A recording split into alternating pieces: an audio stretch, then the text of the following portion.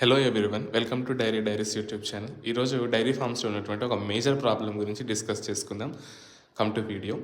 20 గేదెలు కొనేస్తాం, 2 వర్కర్లను పెట్టేస్తాం, డబ్బులు వచ్చేస్తాయి అనుకుంటారండి. మనకి ఇక్కడ ఒక మేజర్ ప్రాబ్లం ఉంది డైరీ ఫార్మ్స్లో, అది మీరు గమనించాలి. బీహారీ వర్కర్స్ కనీసం వాళ్ళకి ఎంత నిర్లక్ష్యంగా ఉంటారంటే, ఇదే డైరీ ఫామ్లో ఉన్నటువంటి ఒక దూడ చనిపోయింది. మీరు ఈ వీడియోలో ప్లే అవుతున్న దాంట్లో చూడొచ్చు, గమనించవచ్చు. నిన్ననే డెలివరీ అయిందండి ఆవు. నిన్ననే డెలివరీ అయింది. ఆ నీళ్ళలో కట్టేసి ప్లస్ దాన్ని కడిగారు కూడా. మీరు దాన్ని గమనిస్తే కనీసం లేవలేని స్థితిలో ఉంది. దానిని అదే నీళ్ళలో కట్టేసి ఉంచటం వల్ల ఆరోగ్యం దెబ్బతినే అవకాశం ఉంది. మీరు గమనిస్తే తన తోక నుంచి కూడా నీళ్లు కారుతూ ఉన్నాయి. తల్లి దగ్గరకు కూడా వెళ్ళలేని స్థితిలో ఉందన్నమాట. దూడ ఆరోగ్యం దెబ్బతినొచ్చు. మళ్ళీ దూడకేమైనా అయితే ఆవు కూడా పాలివ్వకుండా ఉండటం జరుగుతుంది. మేజర్గా ఇక్కడ దెబ్బతినేది ఎవరు అంటే రైతు. వర్కర్కి తన శాలరీ తనకు వెళ్తుందనమాట.